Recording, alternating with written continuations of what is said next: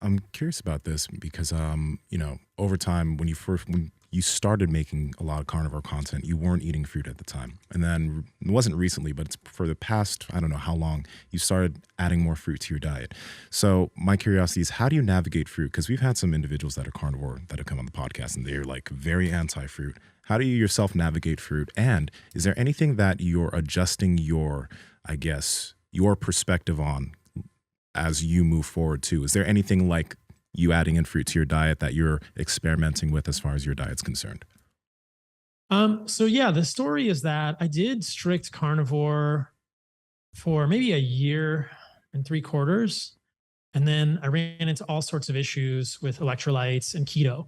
Mm. On my podcast, which is called Fundamental Health. I've done a number of episodes recently where I sort of rediscussed this. It's something I've discussed many times, and it's interesting human physiology. And I think it occurs in the majority of humans, that when you are in a ketogenic state, you do not have proper insulin signaling, or I should say, you don't have adequate insulin signaling at the level of the kidney to hold on to electrolytes.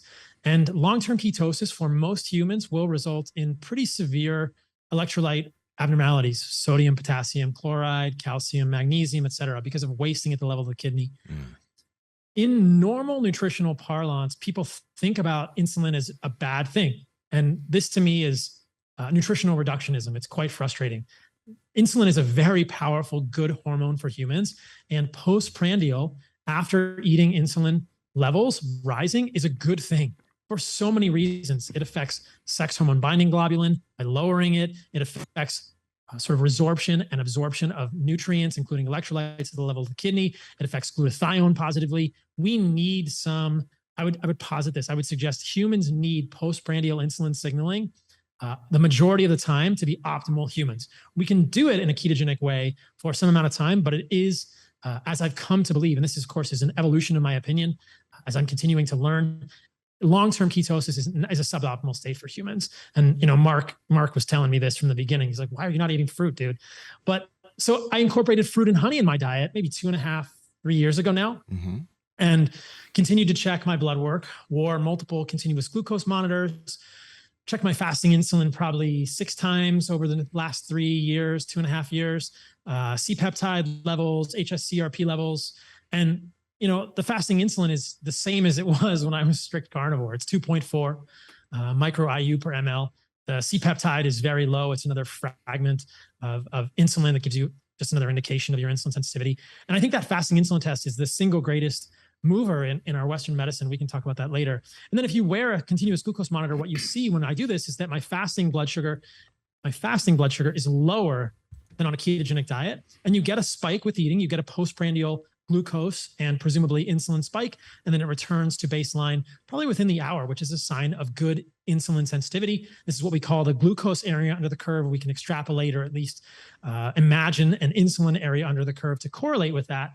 And you get good insulin sensitivity. You just get a postprandial insulin and glucose spike, which leads to good, healthy human physiology. So I now am living at the equator essentially, and I have a lot of amazing fruit available to me. I have papayas growing in my yard. I have coconuts, at least for the water of the coconut. I have By the way, bananas. have you noticed the difference with the fruit there versus the fruit here? Because people Oh, always say absolutely. that. What do you notice?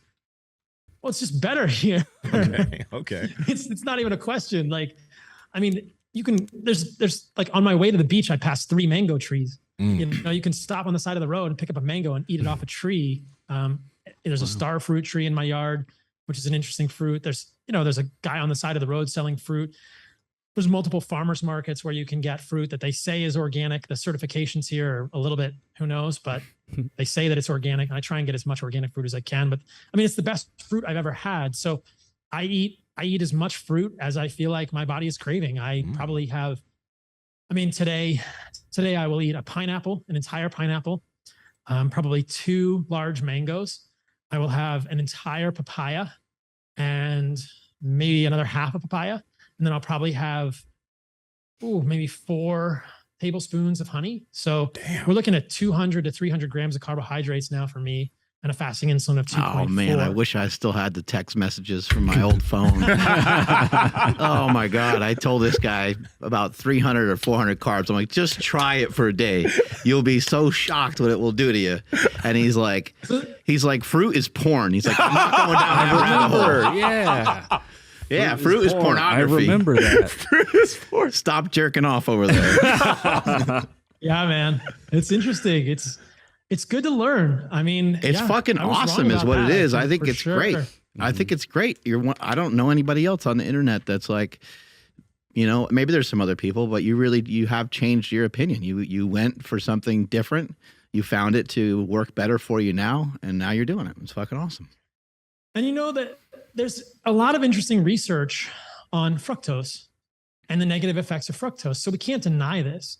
And I think that when I was writing my book, The Carnivore Code, which feels like a decade ago, even though it was only a few years ago, I was just really had the blinders on, and I was only seeing the research about the negative effects of fructose. And you'll hear people in low carb, pro low carb communities talking about this research today. And this is the type of thing we were talking about earlier. Somebody could take a video of mine where I'm pro fruit and show a study that says, hey, look at this study that associates fruit with an increased rate of NAFLD, or non-alcoholic fatty liver disease. And it makes it look like, hey, there's a gotcha, right? But what they're not telling you is that in that study, there actually was a study that just came out looking at fruit and NAFLD. I think it was an Iranian study. When you read the study, what they find is that they compared a group of people with less than 2 servings of fruit per day to a group of people with 4 or more servings of fruit per day. What they classified as fruit were, quote unquote, quoting from the abstract now, colored fruits. Okay, I think I know what that is. Dried fruit and, quote, other fruit. Well, what is other fruit? Is other fruit peaches in a can with added sugar? Is other fruit, I don't even know what other fruit is. Like, what is other fruit, right? Is other fruit like a fruit bowl? Is other fruit acai with added sugar? Is other like, and we know that dried fruit, especially cranberries and a lot of dried fruit, has added sugar. So here we have a study where the methodology leaves a lot of questions about what they're doing. And there's a lot of other research. It's impossible for anyone to represent the full breadth of research in any hot take. I get it. But there's lots of other research with fruit saying it doesn't seem to be bad for humans at all. You can put humans on a diet that gets rid of processed fructose. This is Rick Johnson's work, and they do really good. People who are obese lose weight, their liver fat goes down, liver inflammation goes down. And you can take those same people who you have removed fructose from their diet and give them back 400 to 500 calories of fruit per day. So we're looking at 100 plus calories of, 100 plus grams of carbohydrates from fruit per day. And they don't have any problems. They don't have any abrogation. There's no loss of the benefits of removing processed fructose. So it's hard to represent all of that when somebody's criticizing me. And it's hard to understand that there's a big breadth of the research. But again, this is my roundabout answer to you, Nsima, where I'm saying I eat a lot of fruit. I love it. I eat a ton of honey. I eat as much as I want. It's great. Now, it's amazing here. I know you're enjoying this clip, but listen up. We have this beef company, Piedmontese Beef, that no matter what diet you're doing, whether it's low fat, high fat, carnivore, keto, whatever, they have perfect cuts that are going to fit your diet perfectly. And the cool thing, Andrew, less connective tissue, so you're not going to have those gristly, nasty things that you have to spit out when you eat beef. That's what those are? That's what those are. Oh, and Piedmontese doesn't have that. They don't have that because the cows are jacked, lack of connective tissue, buttery when you cut into it. Amazing taste. So, Andrew, how can they get some Piedmontese? Yes, sir. It's over at Piedmontese.com. That's Piedmontese.com. At checkout, enter promo code POWER for 25% off your order. And if your order is $150 or more, you get free 2-day shipping. Again, that's at Piedmontese.com, promo code POWER. Let's go ahead and get back to this podcast. Can you still be called a carnivore? He's fake carnivore. Yeah, of course. Yeah. I mean, I think that this is where we get into, I thought about the same thing. I was like, should I change my name? And I was like, look, are we really going to be that? Are we going to split hairs here? Like, I don't even talk about quote unquote a carnivore diet anymore. But I have heard people say, when Andrew was on Joe's podcast recently, he says, Joe, I know you eat fruit as part of your carnivore diet. And it's like, okay, look, I'm running with it. Like, I just want people to benefit. I call it animal-based now. I think that that's a better term, but how do we name things? Who knows? So I call it animal-based to be organs, either fresh or desiccated, meat, fruit, honey, raw dairy. That's that's what I think is animal-based. That's what I'm much more a fan of. When people message me, sometimes I'll get messages from people, whether it's, George St. Pierre messaged me a while ago. We're doing a collaboration with Heart and Soil now. Nice. And he said, hey, I want to do the carnivore diet. And I said, yeah, include fruit in the diet. And he said, okay. And Andrew Huberman says he's going to do carnivore. And I say, yeah, include fruit. And he goes, yeah, that's what I mean. I'm going to include fruit on my carnivore diet. So I think that there is some degree of dogmatism, and I think we can, we don't really need to split hairs here. If animal-based is a better word, we should call it that. But look, I've been CarnivoreMD my whole career in the space. I'm just going to stay that. And if people want to be like, he's an omnivore, I'm like, fine. What's your point? When's the last time you had a pizza or something like that? Cheat days are bullshit, Mark. You know that. Probably, it's been a long time, brother. Maybe piece of 17 bread. years. 17 years ago, maybe 15 years ago. It's been a long ass 16 time. years ago. Yeah. And at this point, you probably don't really have cravings, right? Because especially with the fruit and the honey in there and stuff like that, and you got dairy. So there's probably almost, you don't feel a need to eat anything else. What about ice cream? Have you had anything pop up where you're like, I'm going to have raw organic ice cream or whatever? Well, I made animal-based ice cream. So I think we posted about that. We took raw cream from a local producer. I added colostrum from Heart and Soil. I had some powdered colostrum from Heart and Soil. I added egg yolks. And what else did I add? I added some mango, and I just put it in the blender, and the raw cream made it and it was really good. I don't really crave that. I think raw dairy is probably one of my favorite things ever, especially if you add honey or fruit to it. But yeah, I don't get cravings anymore at all. A pizza doesn't even bother me. I could walk by it all day. I'll never eat pizza for the rest of my life is a pretty safe statement to make. And a big part of that's probably just because of the amount of you're eating a good amount of food every day, right? You're consuming a good amount of calories. I don't restrict myself. Yeah. I don't believe in restricting calories. Do you even fast really at all? Interesting. Huh? Do you even do any fasting at all anymore? Not really, no. Okay. So this is a whole interesting rabbit hole to go down. So when I had my recent labs drawn, my IGF-1 was 112, which is 0.5 standard deviations less than the average. So right now I get up in the morning and I have my first food before I surf. So usually it's about 6 a.m. But I literally drink honey out of a jar, and then I go surf for a few hours, and then I come back, and at 9 or 10, I'll eat breakfast, which is organs, either fresh or desiccated from Heart and Soil, meat, butter, fruit, honey, and raw dairy, more butter.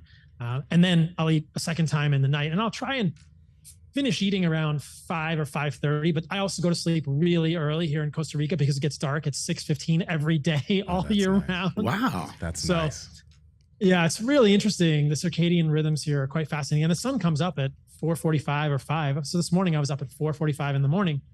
So that's just my schedule now with surfing. So I eat really early. So if you look at it, I probably have I would say an 11 or it's like an 11-hour eating window or a 12-hour eating window and then a 12-hour fasting window. I don't think any person in the fasting community would say that I'm doing intermittent fasting with a 12 and 12. That wins you no points in the fasting community.